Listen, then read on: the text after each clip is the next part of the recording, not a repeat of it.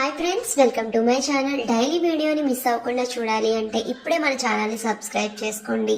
ఇక ఆనంద హాల్లో కూర్చుని తనకి ఎంతో ఇష్టమైన తన బండికి అయితే ఆయిల్ పెడుతూ ఆ బండిని క్లీన్ చేసుకుంటూ ఉంటుంది, ఎక్సెల్ బండిని. ఇక అప్పుడే ఆనంద ఏం చేస్తుందా అని అనన్య, కాంచన ఇద్దరు కూడా చాటుగా ఉండి చూస్తారు. ఇక అప్పుడే అనన్యకి ఒక ప్లాన్ వస్తుంది. అది ఏంటంటే, అమ్మ చూడు, నాకు ఒక మంచి ఆలోచన వచ్చింది. ఆ ఆలోచనతో ఈ ఇంట్లో ప్రళయం ఎలా సృష్టిస్తానో చూడు అని అనన్య అయితే ఒక కొబ్బరి నూనె తీసుకుని దాన్ని మెట్ల మీద అయితే వేసి అమ్మా ప్రీతి, ఒకసారి ఇలా రా అని ఆనంద పిలిచినట్టుగా అనన్య తన గొంతును మార్చుకుని పిలుస్తుంది. ఆ వస్తున్నాను అత్తయ్య అని మెట్లపై నుండి ప్రీతి అయితే నడుచుకుంటూ కిందకి వస్తూ ఉంటుంది. చూసుకోకుండా ఆ నూనె మీద అయితే కాలు వేస్తుంది. దాంతో ఒక్కసారిగా జారి ప్రీతి కింద పడిపోబోతుంది.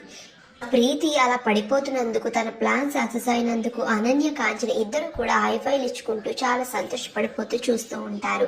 ఇక అప్పుడే రోహిత్ అక్కడికి వచ్చి ప్రీతి పడకుండా పట్టుకుంటాడు. ఇక అప్పుడే అందరూ కూడా హాల్లోకి వచ్చేస్తారు. అమ్మ ప్రీతి, ఏమైంది, ఎందుకు అంత గట్టిగా అరిచావు అని అయితే అందరూ అడుగుతారు. అప్పుడు ఏం లేదండి, ఆనంద అత్తయ్య గారు పిలిచారని వచ్చాను. చూసుకోకుండా ఈ నూనె పడిన మెట్ల మీద కాలు వేశాను, దాంతో పడిపోబోయానండి అని అయితే ప్రీతి చెప్తూ ఉంటుంది. ఏంటి, నేను పిలిచానా? నేను నిన్ను పిలవలేదమ్మా అని ఆనంద అంటూ ఉంటే, లేదు మీరు పిలిచారు, మీరు పిలవడం నేను కూడా విన్నాను అని అనన్య బుకాయిస్తూ ఉంటుంది.